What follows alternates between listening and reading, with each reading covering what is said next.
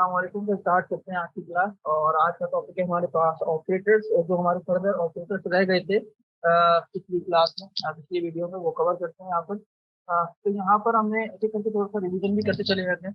यहाँ पर हमने लास्ट टाइम देखा था कि रिलेशनल ऑपरेटर्स क्या होते हैं, अरिथमेटिक ऑपरेटर्स क्या होते हैं हमारे पास। ठीक है, तो वो एक दफा से जो है वो रिवीजन कर लेते हैं यहाँ पर। ठीक है, तो लास्ट टाइम हमने देखा था ये अरिथमेटिक ऑपरेटर्स हैं हमारे पास। ठीक है, operators that work only on numeric operands. जैसे कि हमने पढ़ा था कि अरिथमेटिक ऑपरेटर्स के लिए एटलीस्ट जरूरी है कि आपके पास दो ऑपरेंड लाजमी हो। ठीक है, दो ऑपरेंड होने की मदद से आप इन ऑपरेटर्स पे ऑपरेशन परफॉर्म कर सकते हो। तो हमने इससे एडिशन पढ़ा था, सब्ट्रैक्शन पढ़ा था, मल्टीप्लिकेशन, डिवीजन, मॉड्यूलस और एक्सपोनेंट भी हमने यहाँ पर कवर किया था। उसके बाद हमने देखा था कि हमारे पास रिलेशनल ऑपरेटर्स क्या होते हैं। तो हमने देखा था कंपेयर, जहां पर हम दो ऑपरेटर्स को आपस में एक दूसरे के साथ क्या करते हैं, कंपेयर करते हैं, तो वो आपके पास रिलेशनल ऑपरेटर कहलाते हैं। जैसे हमने देखा था single equals to, double equals to, triple equals to, not equals to, less than, greater than equal to, less than equal to. ये सारे ऑपरेटर्स की हमने एक एक एग्जाम्पल भी यहाँ पर कवर की थी। तो आगे बढ़ते हैं फर्दर अपने न्यू टॉपिक की तरफ। तो कुछ एक आध एग्जाम्पल्स भी हैं रिलेशनल ऑपरेटर के रिगार्डिंग, तो वो भी यहाँ पर जो है वो कंप्लीट करते चलते हैं। यहाँ पर एक है शोइंग डिफरेंट डिफरेंस, थोड़ा सा एक दफा रिवीजन करते हैं। Showing difference between double equals to और ट्रिपल इक्वल्स टू, इनमें डिफरेंस क्या है। तो यहाँ पर आपको एक पीएचपी का एक एग्जांपल दिख रही है, और इसमें बेसिकली इन्होंने किया क्या, इफ और उसके बाद एक वैल्यू ली 10, और डबल इक्वल्स टू का यूज किया। डबल इक्वल्स टू आपको पता है दोनों तरफ वैल्यूज तो चेक करता है, लेकिन डेटा टाइप चेक नहीं करता। ठीक है, तो यहाँ पर इन्होंने क्या किया, दोनों तरफ वैल्यू क्या ली, 10 ले ली। लेकिन अगर गौर से देखा जाए तो आपको लगेगा कि ये एक क्या है, इक्वल है, लेकिन ऐसा नहीं है। ठीक है, अगर मैं बात करूं यार ये इक्वल नहीं है, क्यों इक्वल नहीं, क्योंकि ये स्ट्रिंग है आपके पास, और ये आपके पास क्या है, ये आपके पास इंटीजर है। ठीक है, लेकिन चूंकि यहाँ पर डबल इक्वल टू लगा है, तो ये जो डेटा टाइप वाला कॉन्सेप्ट है ये इग्नोर कर देगा। ठीक है, लेकिन अगर वैल्यूज देखी जाए तो वो क्या है, बराबर। तो इफ ये जो कंडीशन है चेक हुई, और चेक होने के बाद मुझे रिजल्ट क्या मिला, ट्रू। ट्रू मिला ना, क्योंकि मैंने क्या लगाया था, डबल इक्वल टू, इसने देखा कि यार दोनों तरफ वैल्यूज क्या है, 10, तो कंडीशन कोई ट्रू। तो रिजल्ट में मेरे पास क्या आंसर आएगा, एको यस। अगर ये कंडीशन ट्रू ना होती तो मेरे पास रिजल्ट में क्या आंसर आता, एको नो। सिंपल है। तो आगे बढ़ते हैं। यहाँ पर एक और एग्जाम्पल है हमारे पास, तो वो भी देख लेते हैं। फिर हमारे पास एक और एग्जाम्पल आती है। इसी सेम एग्जाम्पल को अगर मैं ट्रिपल इक्वल टू के साथ यूज करूँ तो किस तरीके से होगा। यहाँ पर मेरे पास वही स्ट्रिंग में 10 मौजूद है। स्ट्रिंग क्या होता है, आपके पास एक सीक्वेंस ऑफ कैरेक्टर्स जो कि आपके पास सिंगल या डबल इन्वर्टेड कॉमास के अंदर इंक्लोज होता है, यानी क्लोज होता है। उसमें जो भी स्टेटमेंट लिखी होती है वो आपके पास क्या कहलाती है, स्ट्रिंग कहलाती है। तो यहाँ पर मेरे पास आप देखो एक स्ट्रिंग मौजूद है जिसकी वैल्यू, जिसमें वैल्यू क्या लिखी हुई, 10। लेकिन यहाँ पर अगर गौर करने वाली बात ये कि यहाँ पर उन्होंने ना सिंगल इक्वल टू ना डबल, इन्होंने ट्रिपल इक्वल टू का यूज किया। और ट्रिपल इक्वल टू के रूल क्या है कि आपके पास दोनों तरफ वैल्यू सेम होनी चाहिए, और सेकंड उनकी डेटा टाइप भी सेम होनी जरूरी है। अब यहाँ पर मैंने ये तो चेक किया कि दोनों की वैल्यूज क्या है, 10। ये तो एक बात बिल्कुल सही है, वैल्यूज तो 10 हो गई। लेकिन जब मैं इनकी डेटा टाइप चेक कर रहा हूँ तो ये एक इंटीजर है और ये एक स्ट्रिंग। तो डेटा टाइप डिफरेंस होने की वजह से ये कंडीशन क्या हो गई, फॉल्स। जब कंडीशन फॉल्स हो गई तो आपके पास ये वाला ब्लॉक तो चल ही नहीं सकता। जब कंडीशन फॉल्स हुई थी आपके पास उसका ब्लॉक तो चलता ही नहीं है, तो हमारे पास कौन सा ब्लॉक चला, एल्स वाला। तो रिजल्ट में मेरे पास क्या प्रिंट हो जाएगा, नो। तो आप देख सकते हैं मेरे पास मेरी स्क्रीन पे यहाँ पर नो प्रिंट हो चुका है। क्लियर। तो आगे बढ़ते हैं यहाँ पर। और यहाँ पर एक अच्छी एग्जांपल हुई भी है रिलेशनल ऑपरेटर्स के रिगार्डिंग, और हम इसका प्रैक्टिकल करते हैं ताकि हम इसको ज्यादा चीज समझ सकें। आपने एक एग्जांपल, एक सवाल आता है मोस्टली जो है, कि मुझे ये बताओ कि यार मैं अगर कोई ईयर लिखूं, फॉर एग्जांपल मैंने लिखा 2010, 2011, 2012, तो आपका प्रोग्राम ये चेक करके मुझे बताए कि ये लीप ईयर है या नहीं। लीप ईयर क्या होता है, मुझे बताए।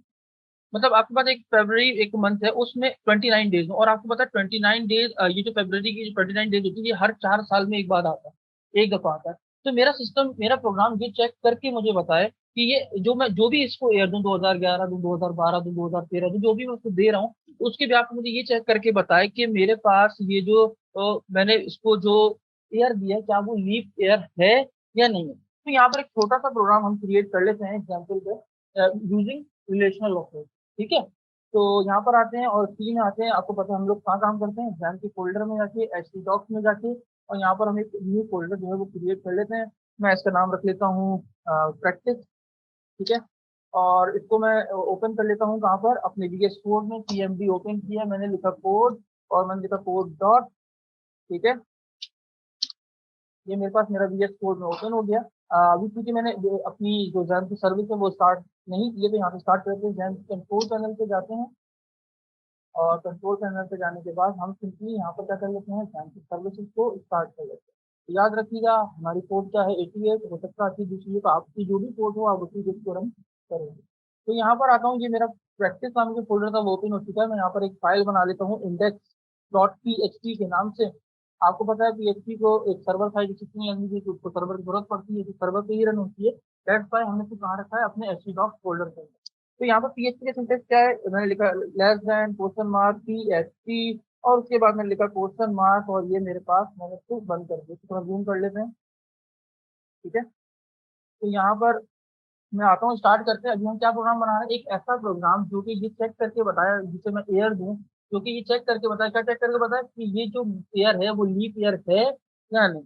तो हर 4 साल में, 4 साल में एक दफा आता है, ये बात अपने जहन में अपने रखनी है। तो मैं यहाँ पर आता हूँ, एक एक वेरिएबल बना लेता हूँ डॉलर, और मैंने उसका नाम रखा एयर इज इक्वल टू, मैंने इसका नाम, अब मैं कोई भी ईयर डाल देता हूँ फिलहाल के लिए। मैंने डाल दिया इसमें 2011 या 2020 डाल दो आप, मैंने जो भी डाल दिया। अब इसमें मैंने एयर एक डाल दिया एक वेरिएबल में। अब मैं कंडीशन बना रहा हूँ, इफ अगर अगर ये जो डॉलर एयर है, ठीक है, अगर इसको मैं जो मैं डिवाइड करूँ, यानी इसका रिमाइंडर निकालूं, क्या करूँ, इसका रिमाइंडर निकालूं, एक दिन समझिएगा, रिमाइंडर निकालूं, इससे डिवाइड करके कितने साल से, 4 साल तक, 4 साल, 4 ईयर से डिवाइड करूं और डिवाइड करने पे ये जीरो आ जाए और ये बराबर हो जीरो के। मैं दोबारा समझाता हूँ ये बेसिकली क्या लॉजिक है। यहाँ पर मैं इसको समझाता हूँ, देखो मैंने क्या लिखा, यहाँ पर हमारा पेन था जो ये रहा, और मैं ये सिंपल यहाँ पर लिखता हूँ डॉलर ईयर। ईयर में भी क्या मौजूद है, 2020। यहाँ पर मेरे को किससे डिवाइड करना है, 4 से। तो मैंने किया 4 4 5 20, ठीक है, ये जीरो जीरो आ गया, और फिर 4 5 20, ठीक है। तो यानी मैंने ये कहा, अब रिमाइंडर, ये मॉड्यूलस क्या करता है, ये वाला आंसर देता है। अगर ये जीरो इस जीरो के बराबर है, जो कि है अभी आपको दिख रहा है, तो यहाँ पर कौन सा और चलेगा, ट्रू वाली कंडीशन चलेगी, वरना फॉल्स वाली कंडीशन, ठीक है। तो यहाँ पर मैं आया सिंपली और मैंने लिखा, अगर ये जो डिवाइड करो 4 से और अगर ये जीरो के बराबर है, तो आप क्या करो, एको में एक मैसेज प्रिंट कराओ। क्या मैसेज प्रिंट कराओगे, दिस इज लीप ईयर। और आपको पता है हमें वेरिएबल की वैल्यू प्रिंट करानी है, तो आपको मैंने पहले ही बताया था कि आप डायरेक्टली डबल कटेड कॉमा के अंदर भी इसको रख सकते हो और वो डिस्प्ले हो जाती है, ठीक है। और उसके बाद एल्स में अगर वो लीप ईयर नहीं है तो क्या करो, सेम यही मैसेज मैंने पास किया और मैं कह रहा हूँ this is not leap year, ठीक है, this is not leap year. एक छोटी सी हमने सिंटेक्स हमने एग्जाम्पल बनाई है, तो टेस्ट करते हैं इसको कि ये सही चल भी रही है या नहीं चल रही। तो यहाँ पर मैं आता हूँ, मैंने लिखा गूगल, और यहाँ पर मैं सिंपली लिखता हूँ local host port 88, local host port 88 slash, और हमने फोल्डर का नाम क्या रखा था, प्रैक्टिस, एंड दैट्स इट, ये रन किया। तो ये कह रहा है दिस इज लीप ईयर 2020। कैसे, एक काम करते हैं, चेक कर लेते हैं। यहाँ पर आता हूँ और ऑनलाइन लीप ईयर कैलकुलेटर लिख लेते हैं। ये हमें चेक करके बता देगा कि मैं सही कर रहा हूँ या नहीं कर रहा, ठीक है। तो यहाँ पर आते हैं और हमने क्या लिखा, 2020, है ना। चेक कर लेते हैं, एग्जीक्यूट करते हैं, क्या ये लीप ईयर है या नहीं। तो ये देखो लीप ईयर है। अगर मैं लिखूँ 2019, क्या वो लीप ईयर था या नहीं था, बिल्कुल नहीं होगा। तो आप देखो, कॉमन कॉमन साल था, लीप ईयर नहीं था। तो मैं यहाँ पर चेक करता हूँ अपने प्रोग्राम में, और मैं भी चेक करता हूँ 2019 डाल के, और मैं भी ये लिख देता हूँ अ कॉमन ईयर, ठीक है। अब चेक करते हैं हमारा प्रोग्राम भी क्या 2019 में कॉमन ईयर जो है वो दिखाता है या नहीं दिखाता। तो मैं यहाँ पर आता हूँ और सिंपली रिफ्रेश करता हूँ अपने प्रोग्राम को, तो आप ये देख सकते हैं मेरा प्रोग्राम भी बिल्कुल परफेक्ट वर्क कर रहा है। बहुत सिंपल सी लॉजिक से हमने लीप ईयर वाला जो प्रोग्राम था वो हमने यहाँ पर बना दिया, क्लियर।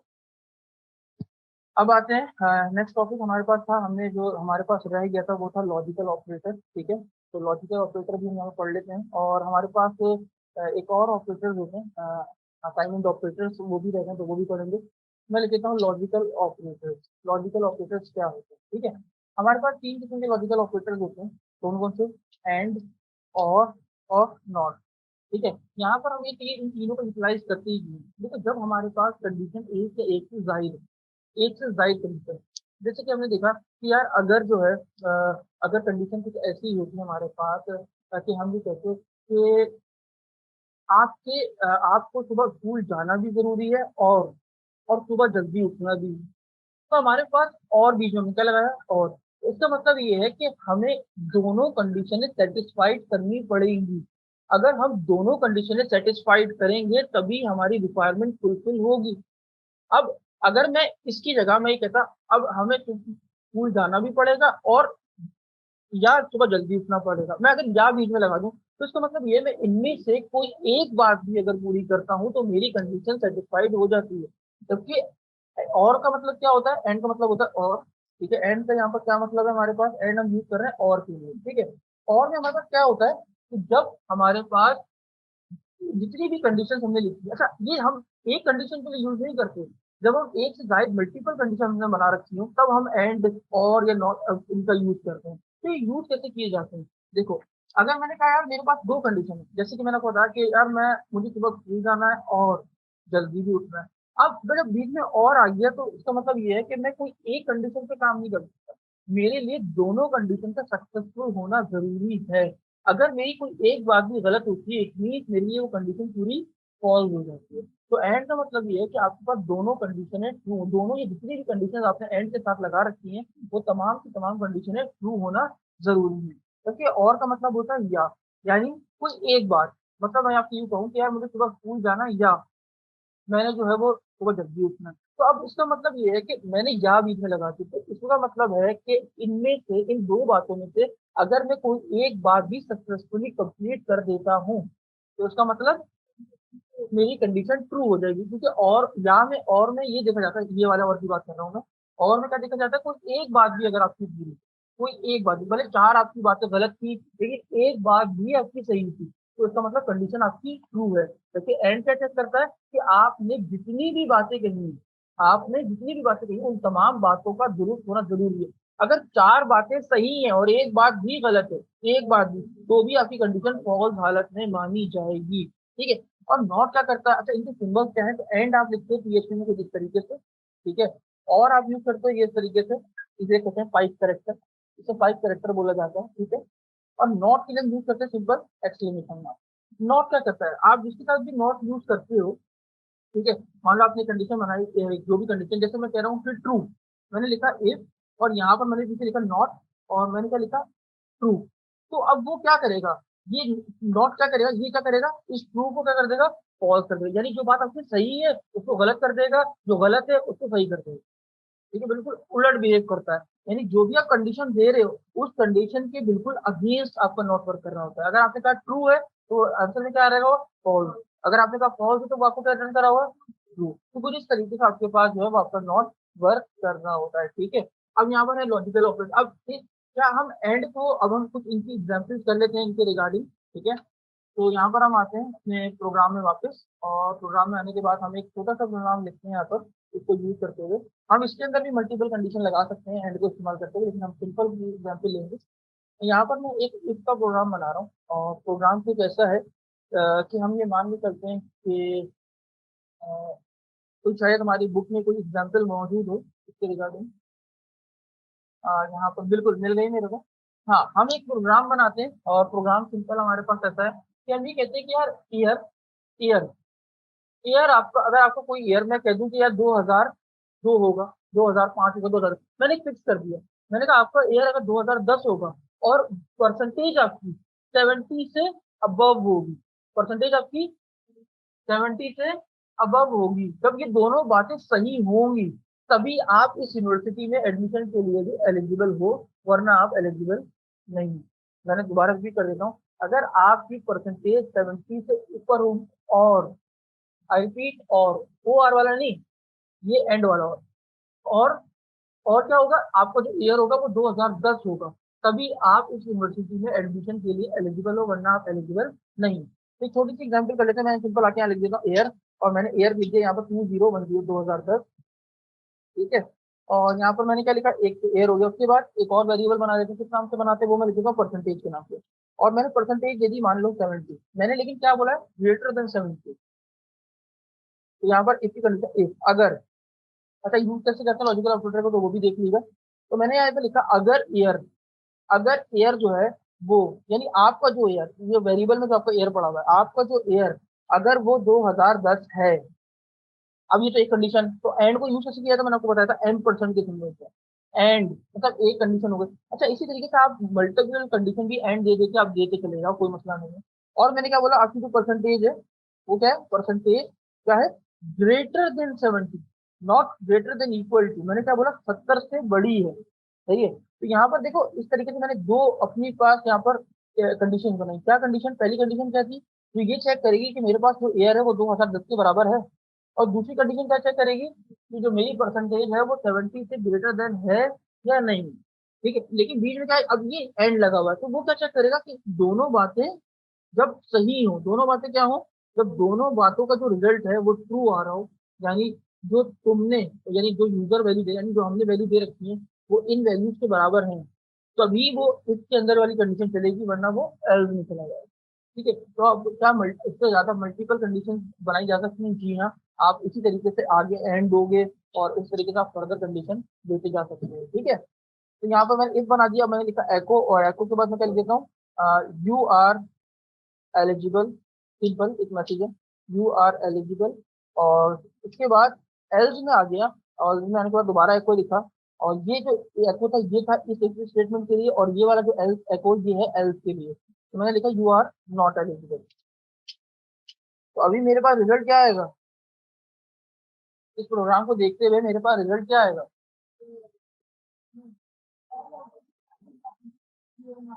मेरे पास देखो अब एयर तो बराबर, एयर देखो तो एयर 2010, दो 2010 2010 इक्वल हो गया, कंडीशन ट्रू हो गई। फिर परसेंटेज का मेरी 70 से कम ज्यादा है नहीं, बिल्कुल 70 है, यानी एक कंडीशन क्या हो गई फॉल्स। एंड चेक कर रहा है, एंड लगा हुआ था, यानी दोनों कंडीशन सेटिस्फाइड होनी जरूरी थी, तो यहाँ पर एक सेटिस्फाइड है एक नहीं, तो इसीलिए मेरे पास पूरी कंडीशन क्या हो गई, फॉल्स, और मेरे पास ये चला गया एल्स में, तो मेरे पास रिजल्ट में क्या आएगा, यू आर नॉट एलिजिबल। तो मैं कुछ चला के देख लेते हैं कि हमारा प्रोग्राम सही रिटर्न कर रहा है हमें या नहीं। तो आप यहाँ देख सकते हैं मेरे पास रिजल्ट में क्या आ गया, you are not eligible, clear. तो अगर मैं यहाँ पर इस तरीके से इसको लिख दूँ 71, तो अब मेरे पास क्या रिजल्ट आएगा, यू आर एलिजिबल। ठीक है, तो इस तरीके से आप बहुत सारी कंडीशंस बना सकते हो। और यहाँ पर ये मैं ये कह दूँ यहाँ पर, यहाँ ये लिख देगा अगर मैं, अब देखिएगा, और यहाँ ये लिख देगा, अब मैंने और बना दिया। ठीक है, अब क्या होगा, मेरे अब क्या रिजल्ट आएगा मेरे पास, और क्या चेक करता है, कोई ये कंडीशन भी ट्रू हो तो कंडीशन ट्रू है, तो अब मैं ये देखूंगा एयर मेरा 2010 के बराबर है, यानी बात सही है। अब मेरी दूसरी कंडीशन क्या है, मेरी परसेंटेज 70 से बड़ी है नहीं, लेकिन चूंकि और लगा हुआ था, तो यानी एक कंडीशन भी ट्रू हो गई, तो यानी इसका ब्लॉक चलेगा। जब इसका ब्लॉक चलेगा तो मेरे पास रिजल्ट में क्या आ गया, यू आर एलिजिबल। तो मैंने फाइल को सेव किया, रिफ्रेश किया, तो अभी मेरे पास यू आर एलिजिबल भी प्रिंट हो रहा है। क्लियर होगी बात, ये डिफरेंस समझ में आ गया किस तरीके से हम जो है वो और को यूज करेंगे, किस तरीके से हम एंड को यूज करेंगे, कोई इशू। ठीक है, तो अब आगे बढ़ते हैं यहाँ पर, और यहाँ पर हम आगे बढ़ते हैं, और हमारे पास ये कुछ यहाँ पर एक और एग्जाम्पल मौजूद है, अगर आप देखो तो यहाँ पर बड़ी अच्छी एग्जाम्पल है। यहाँ पर एक हमने क्या किया, एक वेरिएबल बनाया डे वन के नाम से, ये जो भी आप इसका वेरिएबल का नाम रख लो। और यहाँ पर पहले से एक स्ट्रिंग वैल्यू क्या दे रखी है, सैटरडे। और कंडीशन में क्या बनाया, अगर डे वन, यानी जो डे वन में जो वैल्यू है वो अगर सैटरडे के बराबर है, या या लगा हुआ है, या वो संडे के बराबर, इन दोनों में से कोई भी, या तो सैटरडे हो या संडे हो, अगर है तो क्या मैसेज दिखा दो कि आज क्या है, हॉलीडे। और अगर नहीं है तो क्या दिखा दो, काम कर वर्किंग डे है। तो अब ये जो प्रोग्राम है ये मुझे क्या रिटर्न करेगा, हॉलीडे। हॉलीडे क्यों, क्योंकि मैंने जो रिजल्ट, मेरे पास जो वैल्यू है वो सैटरडे की, दैट्स वाई वो इस कंडीशन में ट्रू हो गई। अगर मैं यहाँ पर मंडे दे देता तो क्या आता, वर्किंग डे। वर्किंग डे इसलिए आता है क्योंकि मैंने मंडे की कोई कंडीशन नहीं बनाई थी, मैंने सिर्फ कंडीशन बनाई थी किसकी, सैटरडे और संडे की। ठीक है, तो आई होप कि आपको जो इस तरह से जितना भी कॉन्सेप्ट था, आपको लॉजिकल ऑपरेटर्स, आपको रिलेशनल ऑपरेटर्स, अर्थमेटिक ऑपरेटर्स, ये आपको सारे क्लियर हो चुके होंगे। फिर हमारे पास आते हैं असाइनमेंट ऑपरेटर्स। ठीक है, हमारे पास क्या आते हैं, असाइनमेंट ऑपरेटर्स। असाइनमेंट ऑपरेटर्स क्या होता है, ठीक है, तो असाइनमेंट ऑपरेटर्स हमारे पास क्या होते हैं, तो हम पढ़ लेते हैं यहाँ पर जो है वो असाइनमेंट ऑपरेटर्स। और असाइनमेंट ऑपरेटर्स क्या होते हैं, enable to assign a value to a variable. अच्छा, यहाँ पर मैं अपना जो है वो पेन सिलेक्ट करता हूँ। आपके पास एक सिंगल इक्वल टू को मैंने आपको बताया भी था, इसे कंपाउंड ऑपरेटर कहा जाता है। ठीक है, सिंगल इक्वल टू बेसिकली करता क्या है, आपके पास वैल्यू असाइन करने के लिए आप उसको यूटिलाइज करते हैं। इट मीन मतलब जैसे मेरे पास ये लिखा है ए इज इक्वल टू 3, इसका मतलब क्या है कि मैं राइट वाली वैल्यू कहाँ असाइन कर रहा हूँ, इस लेफ्ट वाले वेरिएबल में मैं इस 3 को क्या कर रहा हूँ, असाइन कर रहा हूँ। तो ये मेरे पास सिंगल इक्वल टू क्या कहलाता है, ये मेरे पास क्या कहलाता है, कंपाउंड ऑपरेटर। ठीक है, अच्छा एक चीज इसको और फिर से क्लियर करते हैं। यहाँ पर आते हैं और मैं अपना नोटपैड ओपन करता हूँ, यहाँ पर समझाता हूँ आपको। देखो मेरे पास जो कंपाउंड ऑपरेटर है वो कौन सा होता है, कंपाउंड ऑपरेटर कौन सा है, इज इक्वल टू। ठीक है, मेरे पास कंपाउंड ऑपरेटर क्या है, इक्वल टू। और मेरे पास, अच्छा मैं आपको ये पूछूं, अर्थमेटिक जो होते हैं वो ऑपरेटर वो कौन से होते हैं। एक मिनट की जो साइज फॉन्ट साइज है वो थोड़ा सा स्मॉल करते हैं।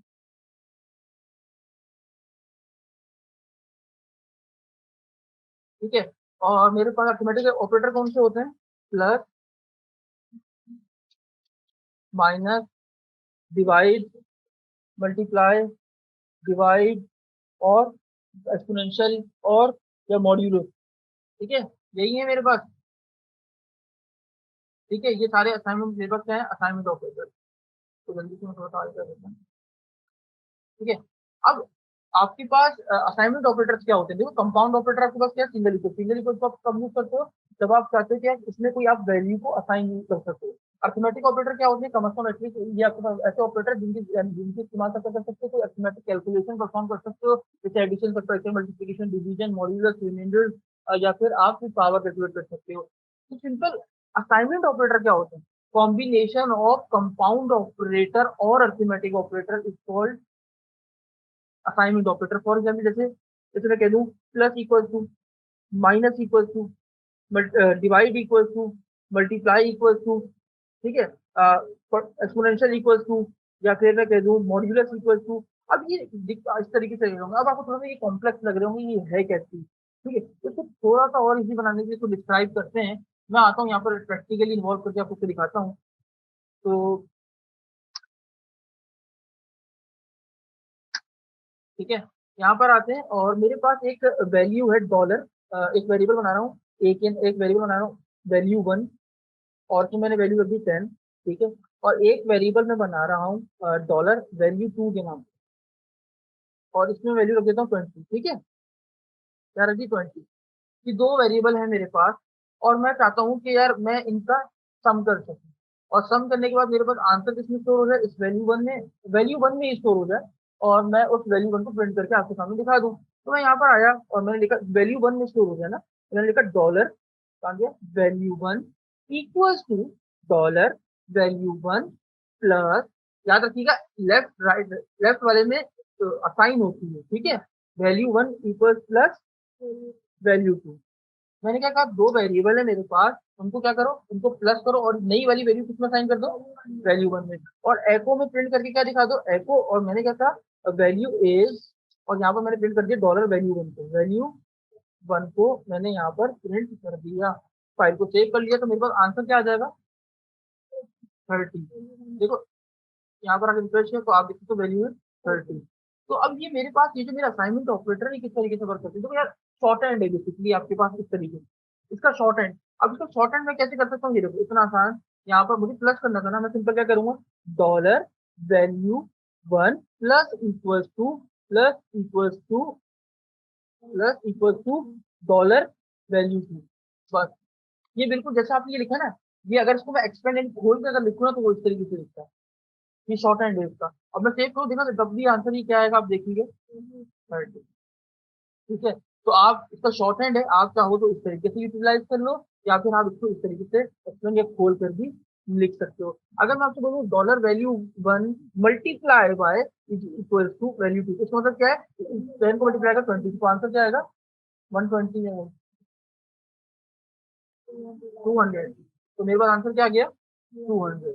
ठीक है, तो समझ में आ गया। तो सिंपल आपके पास ये इसका शॉर्ट हैंड है, इसका इसका आप इसको या तो इस तरीके से ऊपर इस तरीके से अलग अलग डिस्क्राइब करते हुए लिख लो, या फिर आप इसको असाइनमेंट ऑपरेटर के इस्तेमाल से डायरेक्ट शॉर्ट हैंड तरीके से आप यूटिलाइज करते हो, आप इसको इस तरीके से यूटिलाइज कर लो। अगर मैं डिवाइड की बात करूँ तो मैं यहाँ पर सिंपल डिवाइड लिखूंगा, तो इसका मतलब क्या है, मैंने कहा वैल्यू वन को डिवाइड कर दिया, 10 डिवाइड बाय 20, तो क्या आ जाएगा मेरे पास, 0.5। क्लियर होगी बात? तो आई थिंक आपको ये चीज समझ में आ गई होगी कि असाइनमेंट ऑपरेटर को आप किस तरीके से यूटिलाइज कर सकते हो। क्लियर हो गई बात? बिल्कुल इसी तरीके से आप सिंपल यहाँ पर अगर आपके पास प्लस इक्वल टू लिखा तो इसमें ज्यादा कंफ्यूज होने की जरूरत नहीं है। इसका मतलब ये है A is equal to A plus B, यानी आप इसको खोल के लिख लो या फिर आप इसको शॉर्ट हैंड यूज करते हुए आप इसको इस तरीके से यूटिलाइज कर सकते हो।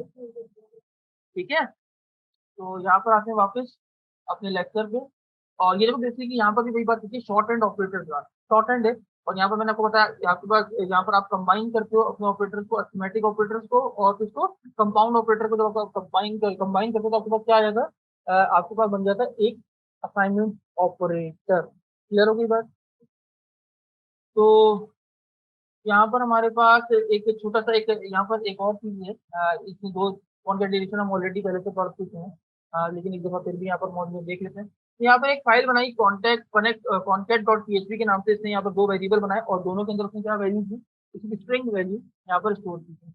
इसने थर्ड वेरिएबल बनाया और थर्ड वेरिएबल के अंदर उसने क्या किया, कॉन्केटिनेट कर दिया। ठीक है, $a डॉट $b। मैंने आपको बताया था आप कॉन्केटिनेट जो है वो डॉट से करते हो और कॉमा के जरिए वो क्या करते हैं, कॉमा बेसिकली किसको रिप्रेजेंट करता है, दो वैल्यूज को सेपरेट करता है। यानी एक लिखने में भले आपको रिजल्ट में आंसर एक जैसा लग रहा हो, लेकिन वो बेसिकली क्या मतलब होता है उसका कि दो वैल्यू एक दूसरे से क्या है, सेपरेट है। जैसे डॉट हम यूज करते हैं दो वैल्यूज को आपस में जोड़ के लिखने के लिए। ठीक है, तो यहाँ पर रिजल्ट में क्या आ जाएगा, जो भी उसने मैसेज लिखा होगा वो यहाँ पर आपको स्क्रीन पे डिस्प्ले हो जाएगा। ठीक है, तो आते हैं वापस अपने फर्दर लेक्चर पे। और यहाँ पर हमने लास्ट टाइम इटर्स पढ़ा था, आपको सबको पता होगा। ठीक है, और इटर्स को हमने कम्प्लीटली नेस्टेड इटर्स भी हमने वहाँ पर पढ़ लिया था। तो हमारा फिर केस रह गया। तो मैंने आपको बताया डिसीजन मेकिंग स्टेटमेंट जो है वो सिर्फ इटर्स और एल्सिफ नहीं होते, बल्कि आपके पास उसमें स्विच केस भी शामिल होता है। स्विच केस क्या, the switch statement is used to perform different action based on different condition. बिल्कुल ऐसे ही वर्क करता है जैसे आपके पास कोई कंडीशन है, उस कंडीशन के रिगार्डिंग उसको क्या एक्शन परफॉर्म करवाना है, तो आप वो काम स्विच की मदद से भी कर सकते हो। तो PHP switch statement use the switch statement to select one of many blocks of code to be executed। Switch statement के समय बेसिकली होता क्या है, हम यहाँ पर स्विच, ये इसका सिंटेक्स है। स्विच के बाद जो भी मेरे पास जो भी आपने बेसिकली यहाँ पर जो वैल्यू आती है ना, वो मोस्टली वेरिएबल्स की वैल्यू होती है। क्या होती है, वेरिएबल्स की वैल्यू, जो आप वेरिएबल में बताते हुए जाते हैं आपको कंडीशन को इन तमाम इसको कहते हैं कोड ब्लॉक, इन तमाम कोड ब्लॉक में चेक करवाना हो। यानी आपने यहाँ पर क्या दी कंडीशन, और उस कंडीशन को आप इन तमाम कोड ब्लॉक में चेक करवाना चाहते हो। और जब अगर इनमें से किसी एक में भी वो कोड ब्लॉक में या एक केसेस में भी जो है वो मैच कर जाती है, तो उसके बिहाफ पे जो रिजल्ट यहाँ पर मिलता है वो आपको यहाँ पर आपकी चीज से हो जाता है। बिल्कुल ऐसे ही जैसे हमने यहाँ पर एक के साथ पढ़ा था, यहाँ पर ये देखो आप, तो इस एल्स में देखो जैसे ही अगर ये कंडीशन मैच होती है तभी इसका कोड ब्लॉक एग्जीक्यूट होता है, अदरवाइज वो दूसरा कोड ब्लॉक के ऊपर एल्स में चला जाता है। तो यहाँ पर हमारे पास बिल्कुल ऐसे ही हमारे पास कोई केस बस होता है कि हमारे पास जब तक कंडीशन हमने जितनी कंडीशन बना रखी है, अगर वो मैच कर उनमें से कोई एक कंडीशन भी जो हमारे पास मैच कर जाती है, तो वो उसका जो स्टेटमेंट है वो प्रिंट कर देता है। अगर कोई भी कंडीशन मैच नहीं होती तो हमने देखा था कि हमारे पास जो है हमने देखा था इफ के अंदर एल जो पार्ट होता है जो कि जो तमाम कंडीशन की ना चलने के ऊपर वर्क कर रहा होता है। तो बिल्कुल यहाँ पर भी स्विच केस में आपके पास एक और स्टेटमेंट डिफॉल्ट के नाम से जो तब वर्क करता है जब आपका कोई भी जो है वो कोड ब्लॉक या आपका कोई भी केसेस या कोई भी कंडीशन मैच नहीं कर रही है, तब आपके पास यहाँ पर कौन सा स्टेटमेंट वर्क करता है, डिफॉल्ट का। क्लियर हो गया बस?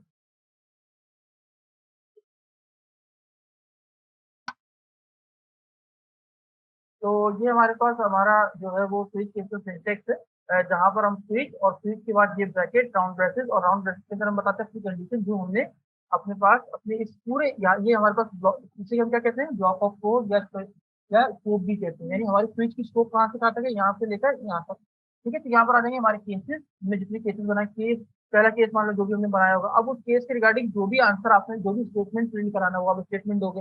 अब अगर ये जो कंडीशन आपने दी है अगर वो चेक करेगा इन तमाम केसेस से मैच करती है, तो वो इसमें मौजूद जो भी स्टेटमेंट है वो प्रिंट कर दे। अगर मैच नहीं करती तो वो जैसे एल्स में आपके पास एक डिफॉल्ट तरीका होता है कि अगर ये कंडीशन मैच ना हो तो वो डिफॉल्ट में चले जाना। तो यहाँ पर भी स्विच में आपके पास एक डिफॉल्ट होता है, जहाँ पर अगर इनमें से कोई कंडीशन मैच नहीं होती तो डिफॉल्ट वाला जो स्टेटमेंट है वो आपके पास रन कर रहा होता है। तो यहाँ पर आपने इसकी छोटी सी एग्जाम्पल जो है वो परफॉर्म करते हैं यहाँ पर। ठीक है, और यहाँ पर मैं एक वेरिएबल बना देता हूँ डॉलर, और मैं कह देता हूँ डे के हिसाब से। ठीक है, मैंने आज डे लिख दिया, मैंने कहा आज है मंडे। ठीक है, मैं जस्ट एग्जाम्पल एक इसमें वैल्यू डाल दी, एक स्ट्रिंग वैल्यू मंडे। अब मैं यहाँ स्विच केस बना रहा हूँ, मैंने लिखा स्विच और स्विच के बाद ये राउंड ब्रेसेस और ये इसकी बॉडी यहाँ से, ये इसकी यहाँ से स्कोप यहाँ पे स्टार्ट और यहाँ पर उसकी एंडिंग। अब यहाँ पर मैं क्या पास करता हूँ, मैंने आपको बताया था मोस्टली हम वेरिएबल्स को पास करते हैं यहाँ पर, ठीक है, यानी इस वेरिएबल में वैल्यू मौजूद जो वैल्यू है इसको यहाँ पर पास करें। तो यहाँ पर मैंने पास कर दिया डॉलर डे को। अब ये क्या करेगा, स्विच में क्या आ गया, मंडी। अब वो चेक करेगा। अब यहाँ पर हम बनाते हैं केसेस, क्या बनाते हैं, केसेस। अब केस कैसे बनते हैं, ऐसे देखो, मैंने लिखा केस। केस के बाद मैं केस क्या, मैंने यहाँ पर एक कंडीशन दे दी मंडे। चेक करो अगर मंडे है कॉलन, उसके बाद यहाँ पर आ जाएगा स्टेटमेंट, जो तुम स्टेटमेंट इससे प्रिंट करवाना चाहते हो। मैंने कहा एको, और मैंने मैसेज क्या लिख दिया, दिस इज मंडे। ठीक है, तो इस तरीके से मेरे पास, मैं यहाँ पर सारे इससे केसेस को कॉपी करता हूँ, क्योंकि मैं पूरे वीक से बनाऊंगा। ठीक है, तो ये मेरे पास हो जाएगा मंडे के लिए। ठीक है, इसको मैं बना लेता हूँ, एक हो जाएगा ट्यूसडे। ठीक है, ये मेरे पास केस हो जाएगा एक ट्यूसडे के लिए। ठीक है, इसको भी कॉपी करके यहाँ पर भी प्रिंट कर देते हैं। एक हो जाएगा वेडनेसडे। ठीक है, और थर्सडे, फ्राइडे, सैटरडे,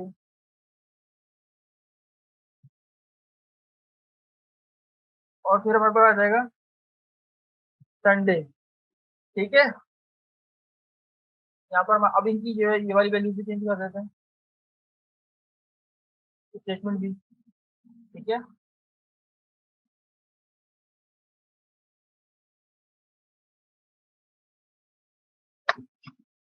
ठीक है, यहाँ पर मेरे पास ये मैंने प्रोग्राम बना दिया पूरा। ठीक है, अब यहाँ पर देखो, अब एक, अब ये तमाम केसेस अगर चेक हो और इन केस चेक होने के ऊपर भी मेरा कोई स्टेटमेंट जो मैंने वैल्यू दिया वो मैच ना करे, तो एक डिफॉल्ट वाला पार्ट भी चलना चाहिए। तो यहाँ पर मैं आके क्या लिखूंगा, एक लिखूंगा डिफॉल्ट।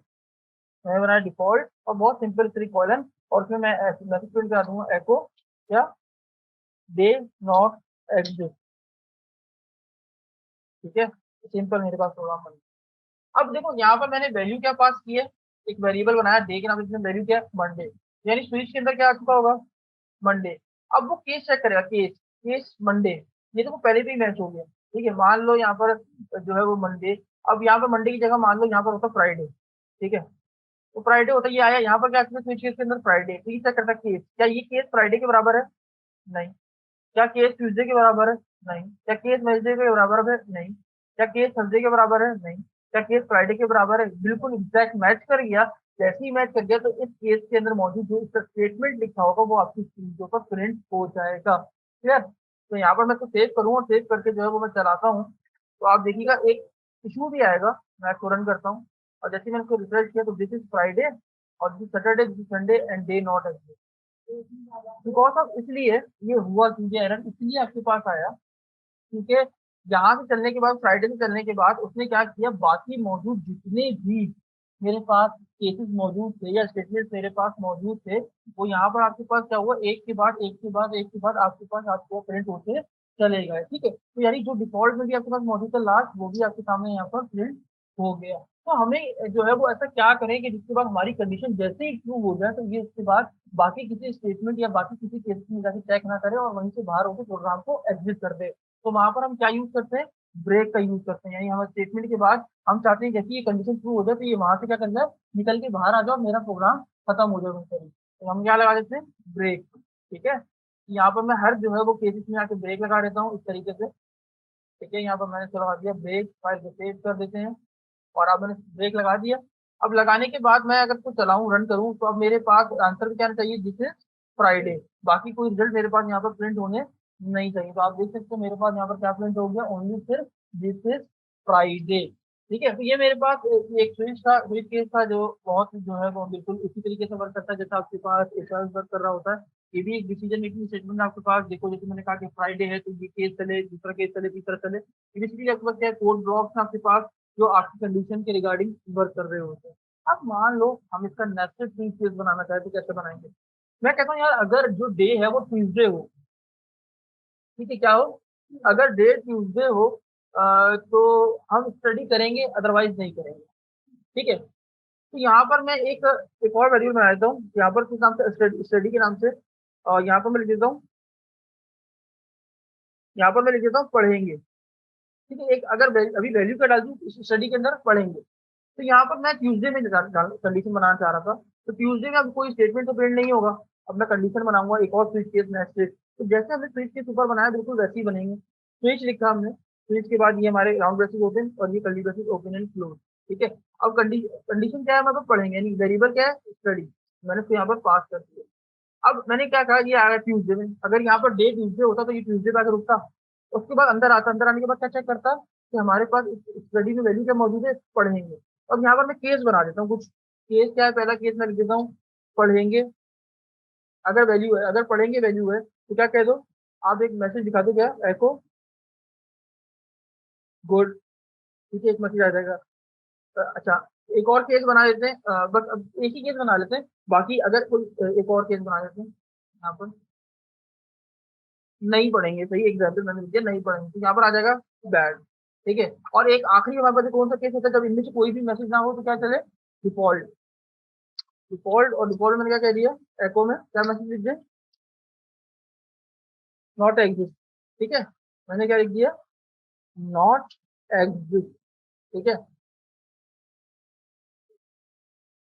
ठीक है, ये मैंने कर दिया, फाइल को सेव। और था, अब जब, अब जाहिर सी बात है यहाँ पर भी अगर हम ट्यूसडे अगर कंडीशन ट्रू हो गई और ये स्विच के अंदर आ गया, तो यहाँ पर कंडीशन ट्रू होने के बाद भी जो है वो ब्रेक नहीं लगा हुआ, तो इसलिए सब तमाम कंडीशन में चला जाएगा। तो मुझे यहाँ से भी इसको ब्रेक करवाना पड़ेगा। मैंने लगाया ब्रेक, ब्रेक, और यहाँ पर भी मैंने लगा दिया ब्रेक। ठीक है, यहाँ पर मेरे पास, ठीक है, ये मेरा स्विच केस। अब मैं यहाँ पर आता हूँ और अभी मेरे पास डे क्या है, फ्राइडे, और स्टडी में क्या है, पढ़ेंगे। तो मेरे पास मेरा प्रोग्राम चला, स्विच में आया और डे में क्या मौजूद था, फ्राइडे। तो यहाँ पर चेक किया, क्या केस फ्राइडे है, क्या ये केस फ्राइडे है, क्या ये केस फ्राइडे है, क्या ये केस फ्राइडे है, क्या ये केस, जी। रिजल्ट में क्या आ जाएगा, दिस इज फ्राइडे। मैं चला के दिखा देता हूँ, अभी भी मेरे पास क्या आएगा, दिस इज फ्राइडे। ठीक है, अब मैं वापस आया अपने प्रोग्राम में और मैं फ्राइडे की जगह कर देता हूँ ट्यूजडे। ठीक है, अब देखो चला प्रोग्राम, यहाँ पर स्विच में डे, डे क्या, ट्यूजडे, मतलब क्या ये केस ट्यूजडे है, क्या ये केस, कंडीशन मैच हो गई। मैच होने के बाद देखा, इससे देखा अंदर एक और नेक्स्ट स्विच केस मौजूद है, यहाँ पर है। अब इससे देखा स्विच में क्या मौजूद है, वैल्यू पढ़ेंगे। अब इसे चेक किया, केस पढ़ेंगे मौजूद है, जैसे इसे मिल गया जी मौजूद है, तो रिजल्ट में क्या प्रिंट हो जाएगा, गुड। देखिए रिजल्ट क्या आता है। ठीक है, तो इस तरीके से हमारे पास हमारा नेस्टेड स्विच केस जो है वो वर्क कर रहा होता है। क्लियर, कोई सवाल, जी। ठीक है, समझ में आ गया सबको, क्लियर, आगे बढ़े। स्ट्रिंग्स की फंक्शंस के जो हमने लास्ट टाइम हमने डेटा टाइप्स पढ़ी थी, हमने स्ट्रिंग्स पढ़ा था उसमें, तो स्ट्रिंग्स से रिगार्डिंग कुछ फंक्शंस रह गए थे हमारे, तो वो यहाँ पर क्लियर कर लेते हैं इस वीडियो में। ठीक है, तो आई थिंक आपको ये जितना भी मैंने केसेस कराए आपको ये समझ में आ गया होगा। तो आते हैं अपने पास एक स्ट्रिंग है, और मैं देखो बेसिकली एक वेरिएबल बनाता हूँ डॉलर नेम के नाम से, और इसके अंदर मैं एक नेम सेव कर देता हूँ। लास्ट टाइम हमने स्ट्रिंग डेटा टाइप पढ़ी थी, अभी स्ट्रिंग डेटा टाइप के फंक्शंस हैं, तो स्ट्रिंग्स के फंक्शंस हैं, तो ये आपको पता होना बहुत जरूरी है। तो यहाँ पर मैंने लिखा अपना एक नाम, अपना नाम मैंने लिखा, एक डॉलर, एक वेरिएबल बनाया जिसमें मैंने अपने नाम को स्टोर करा। अब मैं जानना चाहता हूँ कि इसके अंदर कितनी, इसकी लेंथ क्या है, मतलब ये जो नाम लिखा हुआ है इसकी लेंथ क्या है, इसमें कितनी वैल्यूज है, 1 2 3 4 5 6, कितनी वैल्यूज है, मुझे ये काउंट करके बता दे। तो मैं यहाँ पर आता हूँ, एको एको के बाद मेरे पास एक फंक्शन है, strlen, यानी स्ट्रिंग लेंथ के नाम से एक फंक्शन है मेरे पास। ठीक है, और मेरा नाम किसमें स्टोर हो रहा है, किसमें स्टोर हो रहा है, अच्छा, डॉलर नेम में। तो मैंने आके क्या लिखा, यहाँ पर डॉलर नेम वेरिएबल को पास कर दिया, फाइल को सेव करा। अब आके इसको चला के देखते हैं, तो मेरे पास रिजल्ट में क्या आ रहा है, 8। इसमें का मेरी लेंथ क्या है स्ट्रिंग की, 8। चेक करते हैं 8 कैसे, तो गिनो, 1 2 3 4 5 6 7 8, बीच में स्पेस भी काउंट होती है, और लेंथ ऑलवेज स्टार्ट होती है 1 से। ठीक है, ये मेरे पास लेंथ को काउंट करने का तरीका है। फिर मेरे पास एक और बहुत अच्छा फंक्शन है स्ट्रिंग का, ठीक है, तो वो भी आपने देखना है। एक फंक्शन और है मेरे पास, उसका नाम है यहाँ पर वर्ड काउंट। देखो, अब वर्ड क्या होता है, बहुत सारे कैरेक्टर्स से मिलकर एक कंप्लीट एक वर्ड बनता है। ठीक है, तो अभी मेरे पास, मैं आपसे पूछूं, इस नाम में कितने वर्ड मौजूद हैं, 2 वर्ड है। तो मैं ये काउंट करना चाहता हूँ, मान लो अभी ये तो बहुत छोटा सा सेंटेंस था, कल को बहुत बड़ा जो है वो एक स्ट्रिंग होता, तो मैं कहता यार मुझे वर्ड बताओ कितने। तो यहाँ पर मेरे पास एक और फंक्शन है, मैं इसी फ्री रिमूव नहीं कर रहा, मैं नीचे ही बना लेता हूँ। ठीक है, यहाँ पर आके लिखता हूँ, उस फंक्शन का नाम है str_word_count। ये मेरे पास एक फंक्शन है मेरे पास, ये str वर्ड काउंटर, जो कि क्या चेक करता है, जी को बताता है कि इस वेरिएबल में कितने वर्ड मौजूद हैं। चला के देखते हैं, रिफ्रेश करते हैं पेज को, तो ये आ रहा है 2 वर्ड। अच्छा, थोड़ा सा मिल गया, तो मैं कोई काम करता हूँ, ब्रेक कर लेता हूँ ताकि और ज्यादा क्लियर हो जाए। डॉट कॉन्केटिनेट कर रहा हूँ, एचटीएमएल का टैग लगाया ब्रेक, और ये ब्रेक हो। अब मैं सेम यही काम नीचे भी पेस्ट कर देता हूँ, सेव करा, रिफ्रेश किया, तो अभी देखो लेंथ क्या है 8 और वर्ड कितने हैं, 2 वर्ड। क्लियर हो गई बात। फिर मेरे पास एक और बहुत अच्छा फंक्शन है, यहाँ पर मौजूद है str रिवर्ट। देखो यार, अक्सर बहुत ज्यादा कंफ्यूजिंग होता है हमारे लिए, कि यार और सवाल में भी पूछा जाता है हमारे पास, या क्या पूछा जाता है कि ये एक वेरिएबल में असल एक नाम मौजूद है, आप इसको रिवर्ट करके दिखा दो, यानी उल्टा बी ए ऐसे हो जाए, ए एस ए डी है तो बी ए ऐसे। तो हमारे पास पीएचपी में ये काम बहुत आसान है। आपके पास एक फंक्शन मौजूद है, जिसका नाम क्या है यहाँ पर str रिवर्ट। ठीक है, आपने सिंपल ये लगा देना है और सिंपल देखो रिफ्रेश करना है, तो आप देखो कितनी आसानी से आप अपने स्ट्रिंग को यहाँ पर रिवर्ट कर सकते हो। क्लियर। फिर हमारे पास एक और भी फंक्शन है strcoS के नाम से। अच्छा, ये बहुत जबरदस्त फंक्शन है आपके पास। ये क्या करता है, search for a text with in a string. मतलब ये सर्च करता है टेक्स्ट से, जो है ना आपको स्ट्रिंग में से। कैसे काम करता है तो मैं आपको बता देता हूँ। ठीक है, अच्छा, तो यहाँ पर देखो, इसमें मान लो एक है, आपने लिखा एको strcoS, यानी आपने लिखा यहाँ पर फंक्शन, उसके बाद जो जिसमें आप सर्च करना चाहते हो वो पूरा आपने लिखा, यहाँ पर जो भी आपने नाम लिखा। अब इसमें आपने सर्च क्या करना है, मैंने कह दिया वर्ल्ड को सर्च करना है, तो वर्ल्ड यहाँ पर कौन सी प्लेस पे मौजूद था, याद रखिए यहाँ पर इंडेक्स स्टार्ट होती है 0 पे, तो 0 x 0 पे 1 2 3 4 5, और ये वर्ड कहाँ से स्टार्ट हो रहा है 6 से। इसने मुझे बता दिया कि मेरे पास जो वर्ल्ड है वो कहाँ पर जो है वो स्टार्ट हो रहा है। रिसर्च करके बताता है, तो हम इसको भी इस्तेमाल करके देख लेते हैं। मैं इसको कॉपी कर लेता हूँ यहाँ से और यहाँ पर पेस्ट कर लेता हूँ, और मेरे पास फंक्शन का नाम कहता है strcoS। ठीक है, अब यहाँ पर मैंने ये तो बात कर दी कि असद अली है, ठीक है, ये मैंने पास कर दिया। ठीक है, एक मैसेज यहाँ पर मैसेज आ जाएगा, तो कॉमा, और उसको कॉमा देखिए क्या लिखना था मैंने, कि क्या सर्च करना है, मैंने सर्च करना है बेसिकली यहाँ पर अली। सही है, सेव किया, रिफ्रेश करता हूँ, यहाँ पर आके चेक करता हूँ, तो मुझे बता रहा है अली जो है वो 5 पोजीशन पे मौजूद है। ठीक है, देखते क्या ये सही बोल रहा है। तो वापस आते हैं यहाँ पर और देखते हैं 0 1 2 3 फिर 4 और ये 5। ठीक है, तो इस तरीके से आप स्ट्रिंग की पोजीशन को भी फाइंड आउट कर सकते हो। फिर एक और फंक्शन है हमारे पास str रिप्लेस। ये बहुत जबरदस्त फंक्शन है हमारे पास।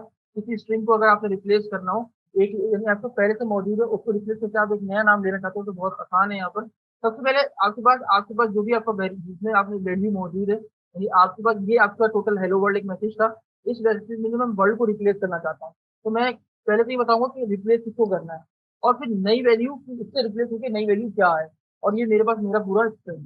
ठीक है, तो ये str रिप्लेस के नाम से चला के दिखाता हूँ मैं आपको उसको प्रैक्टिकली। ये 3 आर्ग्यूमेंट देता है आपके पास। मैंने क्या लिखा, str अंडरस्कोर रिप्लेस। ठीक है, काफी सारे फंक्शन है हमारे पास जैसे, तो हम यहाँ पर देख लेते हैं। अच्छा, मुझे ये मेरे पास स्ट्रिंग, इसमें से मुझे क्या रिमूव करना है, मैंने कहा असद को रिमूव करना है, और असद की जगह क्या शो कराना है, मैंने एक नाम दे दिया एडी। असद रिप्लेस हो क्या आ जाए, एडी आ जाए, और कॉमा। अब मेरे पूरा स्ट्रिंग किसमें मौजूद है, डॉलर नेम। बस सिंपल इस तरीके से पहली आर्गुमेंट कि क्या रिप्लेस करना है, किस से करना है, और थर्ड में पूरा आपका स्ट्रिंग। फाइल को सेव किया, रिफ्रेश किया, तो आप ये देख सकते हो मेरा स्ट्रिंग जो है वो रिप्लेस होकर आपके सामने डिस्प्ले हो गया। ठीक है, ये थे हमारे पास कुछ फंक्शन।